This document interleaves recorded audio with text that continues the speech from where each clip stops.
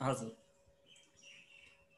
So friends, आज की video में हम कुछ साइंटिफिक टर्म्स डिस्कस करने वाले हैं और ऐसे वीडियो हम एक सीरीज के माध्यम से चलाएंगे जिसमें साइंस से रिलेटेड टॉपिक के ऊपर डिस्कस होगा।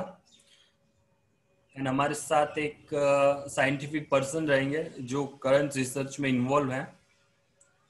हम नए नए पर्सन से बात करेंगे और नए नए पर्सन से बात करने के बाद डिस्कस करेंगे कि दुनिया में करंट रिसर्च चल क्या रहा है, पहले क्या होता था, सर्च क्या होती है, साइंस क्या होता है, and what is the interconnectivity between science, search and research. तीनों के बीच में इंटरकनेक्टिविटी क्या है।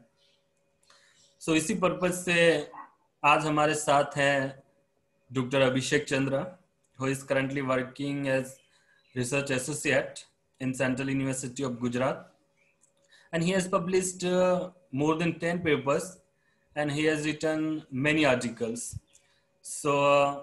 Welcome sir. आज आपका thank you Rakesh ji. Thank you very much.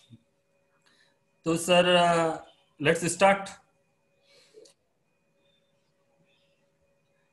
Sir, जैसे साइंस होता है, साइंस जैसे हाँ प्रकृति, जो नेचुरल नॉलेज है, नेचुरल नॉलेज की अपन अगर सिक्वेंशियल स्टडी हाँ। करते हैं तो वो एक साइंस हो गया।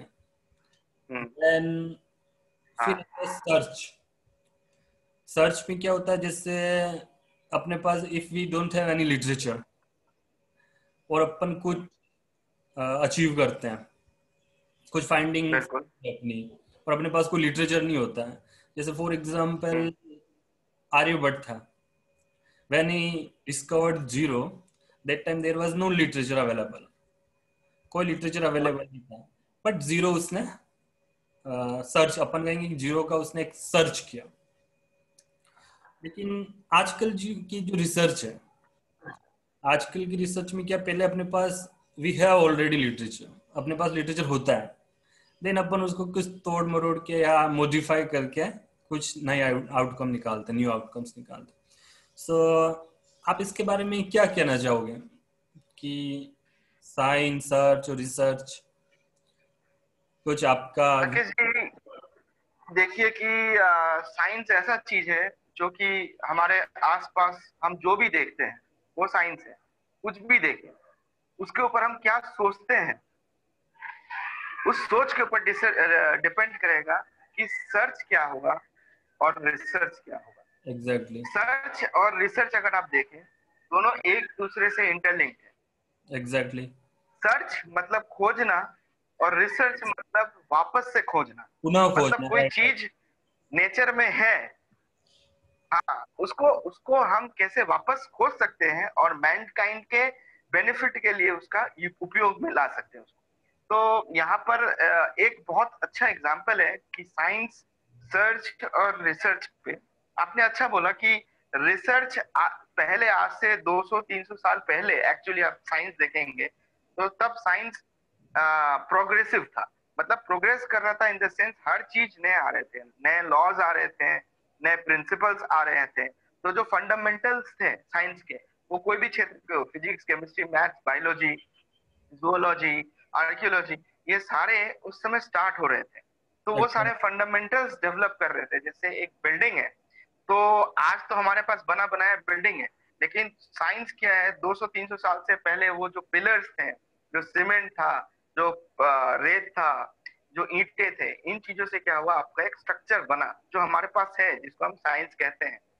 अब इन चीजों के ऊपर ही हम कोई एक चीज सोचते हैं नेचर में कि ये क्या हुआ, ऐसा क्यों हुआ। तो फॉर एग्जाम्पल हम जैसे कि रमन ने देखा था, रमन स्पेक्ट्रोस्कोपी अगर हम देखें, तो वो समुद्र से जा रहा था नाव में बैठ के, और उसके दिमाग में एक सवाल आया कि आकाश नीला ही क्यों है, वाई स्काई इज ब्लू।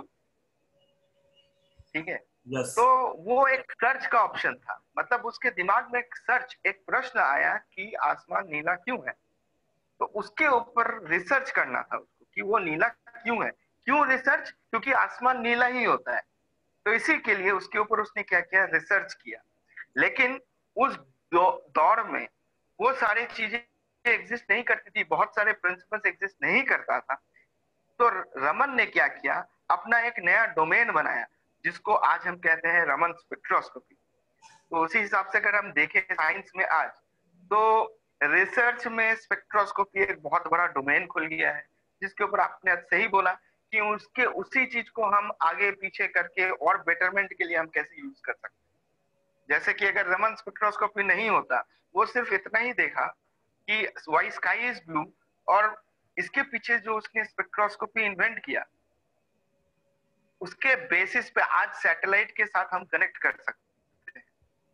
तो आप देखिए उसका उसका एप्लीकेशन ह्यूमन काइंड में कहाँ भी हो सकता है। तो साइंस यही है कि आपके आसपास क्या है, सर्च है, आपके दिमाग में एक प्रश्न आना चाहिए, और रिसर्च क्या है, उसके बेसिस पे क्या हम निकालें ताकि मैनकाइंड के लिए एक बेनिफिशियल।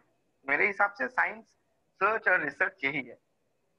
तो जैसे फॉर एग्जांपल आइंस्टीन ने कोई थ्योरी दिया था, दी है एक्चुअली। सो उस थ्योरी के बेस पे अपन कुछ नए आउटकम्स निकालते हैं या अपनी रिसर्च प्रॉब्लम अपन जनरेट करते हैं। तो क्या ऐसा नहीं हो बिल्कुल सकता कि अपन कुछ ऐसी थ्योरी लगाएं या थ्योरी दें कि उसके बेस पे कुछ आगे जाए लोग? समझ रहे हो आप? बिल्कुल। कि अपन कुछ दें हाँ मेन फंडामेंटल, तो उसके लिए अपने को क्या करना पड़ेगा ये बताइए आप। जैसे आजकल तो सिर्फ मॉडिफिकेशन चल रहा है, कुछ पेपर्स उठा लिए हैं। बिल्कुल जैसे सपोज, बिल्कुल। जैसे मेरा एग्जांपल ही लेते हैं अपन, कोई प्रॉब्लम नहीं है इसमें। जैसे कुछ लिटरेचर सर्च किया था मैंने, प्लेटिनम कॉम्प्लेक्स मिला है, फिर मैंने उनमें लिगेंड विगेंड चेंज करके कुछ नए कॉम्प्लेक्स बना दिए, उनकी एंटीजन से एक्टिविटी करवा ली या कुछ बायोलॉजिकल एक्टिविटी करवा ली, और अच्छा जर्नल में पेपर भी पब्लिश कर लिया है, and I got PhD degree. तो बिल्कुल फिर, और ये अपन देखेंगे लास्ट के, मुझे नहीं लगता कि बहुत कम है इंडिया में लास्ट के 40-50 साल में कि कोई एक थ्योरी आई हो इंडिया की तरफ से, राइट? तो उसके लिए अपन क्या कर सकते हैं, बिल्कुल। क्या सोच सकते हो, क्या क्या सोचते हो आप इसके बारे में? देखिए राकेश सर, थ्योरी के ऊपर अगर बात करें कि साइंस में, देखिए मेरे हिसाब से दो अलग अलग डोमेन है। एक है एक्सपेरिमेंटल सेक्शन नहीं और नहीं, एक है थ्योरी। सॉरी सर, मैं आप वो बात नहीं कर रहा हूँ। मैं कह रहा हूँ कि ऐसा अपन क्या कर सकते हैं जो अपन भी मतलब कुछ फंडामेंटल्स दे रहे हैं, या फिर ऐसा तो नहीं है कि फंडामेंटल्स खत्म हो गए हैं सारे नहीं, फंडामेंटल? फंडामेंटल्स खत्म नहीं हुए हैं। फंडामेंटल्स का हमें जेनेसिस करना पड़ेगा, और इसके लिए क्या एग्जैक्टली। है कि हमें उस सेट्स के, उस टाइप्स के एक्सपेरिमेंट्स करने पड़ेंगे जिससे कि कुछ नए फाइंडिंग्स आए। और वो जो नए फाइंडिंग्स आए, वो कुछ ऐसे फैक्ट्स के ऊपर बेस्ड हो जो कि जिसको आप एक फॉर्मूला में फॉर्मुलेट कर सकते हैं, और फिर उसी के ऊपर एक प्रिंसिपल बन सकता है। ठीक वैसे ही जैसे न्यूटन का था। एग्जैक्टली। तो वैसे ही हम एक्सपेरिमेंट्स करके कुछ ऐसे रिजल्ट्स ला सकते हैं, वो, और वो रिजल्ट्स वैसे क्यों आए, उसके ऊपर एक मैथमेटिकल इंटरप्रिटेशन लाके हम लोग कोई लॉ बना सकते हैं। बिल्कुल आ सकता है। जैसे एक सिंपल सा है आर्किमिडीज का प्रिंसिपल। हमें सबको पता है, हम स्कूल से पढ़ते हैं, density is equal to mass by volume. या कुछ भी नहीं है, डेंसिटी क्या है, घनत्व। तो वो दो चीज के ऊपर डिपेंड करेगा, मास एंड और वॉल्यूम। वॉल्यूम के ऊपर। Yes sir. ठीक है। लेकिन ये एक छोटा सा चीज था, लेकिन इस छोटे से चीज के ऊपर आप देखिए आर्किमिडीज ने अपना प्रिंसिपल दिया, आर्किमिडीज प्रिंसिपल, क्योंकि बॉयंसी है। तो राइट। ये, तो हम साइंस में क्या है, सोच अपना ऐसा लाना पड़ेगा कि एक चीज को दूसरे चीज से हम लिंक कर सकें, और उसके बेसिस पे हम एक नया प्रिंसिपल या एक नया लॉ दे सकें। सही कह रहे हो आप, बिल्कुल सही कह रहे हो। तो लास्ट पॉइंट अपन डिस्कस करते हैं कि ऐसा क्यों नहीं हो पा रहा है, लास्ट के बहुत टाइम से ऐसा हो क्यों नहीं पा रहा है एक्चुअली? आपने बहुत अच्छा सवाल पूछा। देखिए आज अभी क्या हो गया है, साइंटिफिक रिसर्च दो टाइप के हो गए हैं।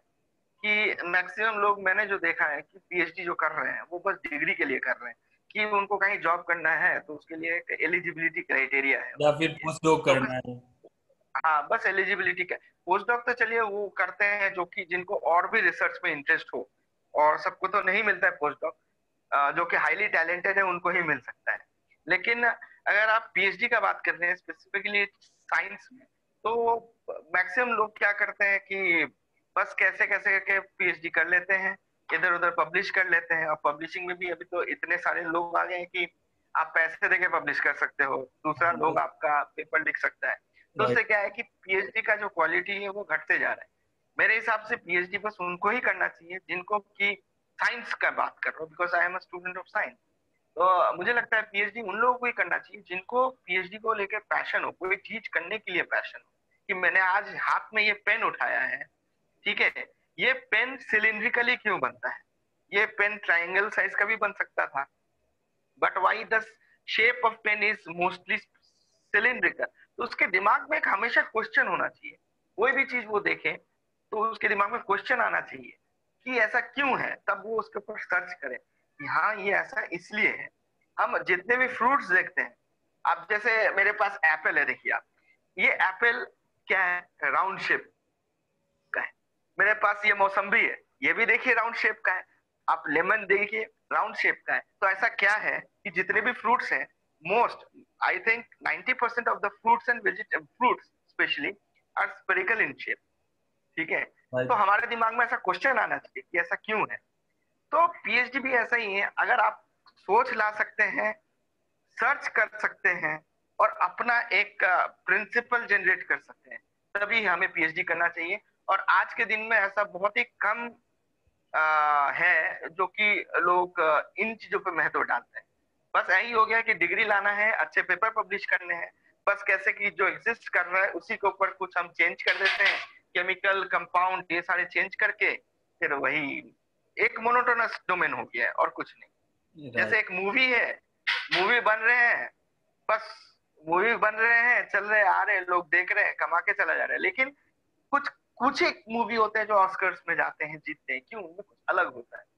तो वो अलग होने के लिए हमारे सोच को भी अलग होना पड़ेगा, हमें समझना पड़ेगा हम पीएचडी क्यों करना चाहते हैं। तो बेसिकली आप कह रहे हो कि एक सोच डेवलप करनी पड़ेगी, राइट? एक साइंटिफिक सोच डेवलप करनी पड़ेगी, साइंटिफिक थिंकिंग डेवलप करना पड़ेगा और उसको बिल्कुल, और ये हमें बहुत करना पड़ेगा, ये हमें बहुत स्टार्टिंग से करना पड़ेगा, तभी हो सकता है। ऐसा नहीं कि सडनली मेरे दिमाग में आया है, ऐसा नहीं हो सकता है। आपका प्रिंसिपल वैसा होना चाहिए, फंडामेंटल्स क्लियर होने चाहिए, तभी आप सोच सकते हैं। चलो sir, thank you very much. आज के लिए बहुत अच्छा डिस्कशन हुआ, अपन नेक्स्ट डिस्कशन में भी मिलेंगे। So thank you very much.